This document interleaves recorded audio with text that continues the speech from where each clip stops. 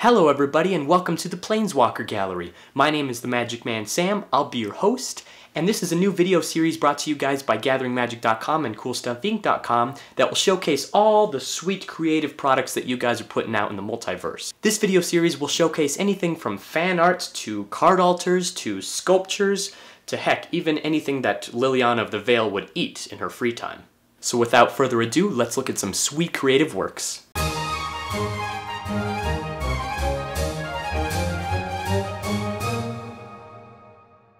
Our first piece in the gallery is brought to you by diegocunha, and it is his version of one of our favorite angels, Akroma.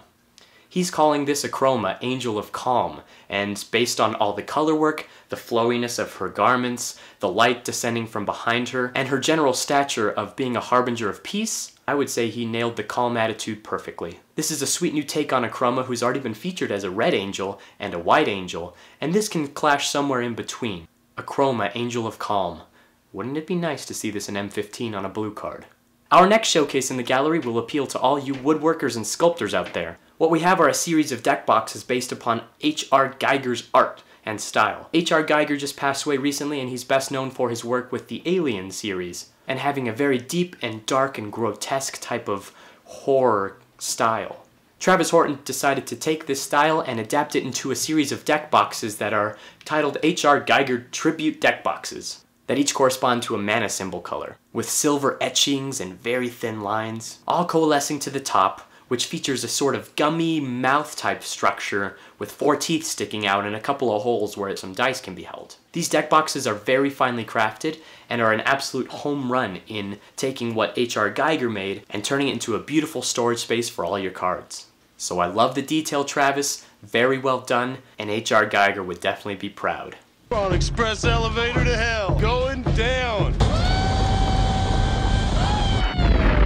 Next up are a tribute to one of my favorite toys as a kid, and that is Lego.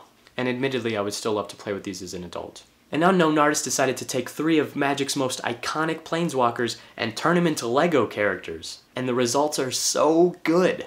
What we have are Ajani, Chandra, and Jace, all representing their colors very well in the iconic Lego style. Ajani seems to be holding a sort of bladed type axe with a helmet on, looking very fierce and very white. Chandra, of course, is holding some flames, looks like she's got some goggles on, looking really decked out in red. And Jace, the mind sculptor, is working his blue magic, looking very hooded and very blue.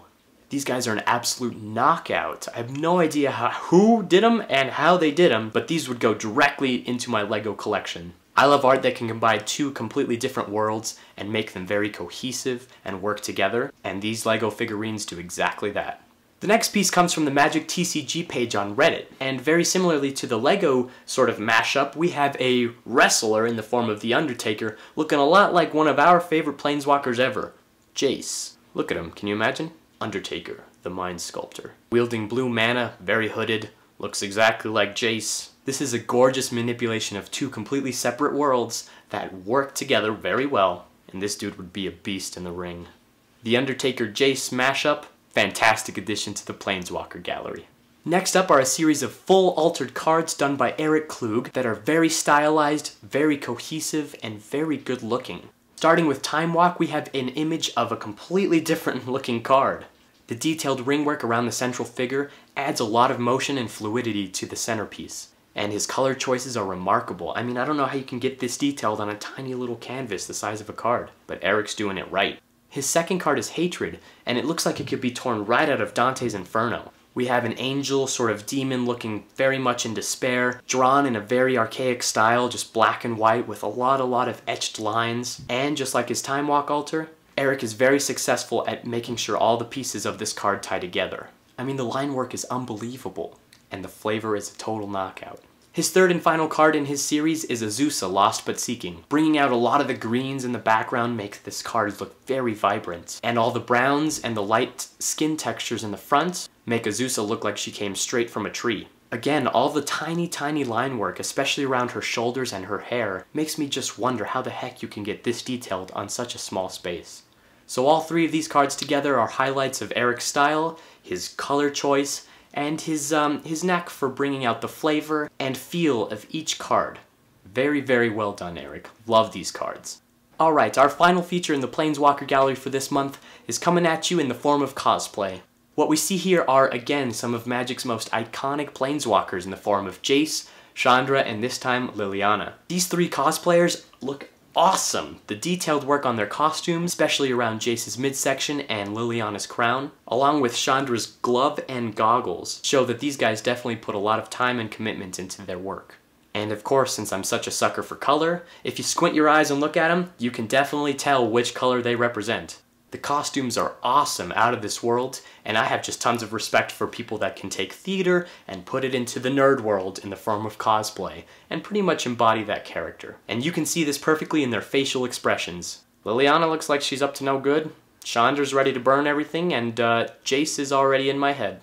Very well done, trio of cosplayers.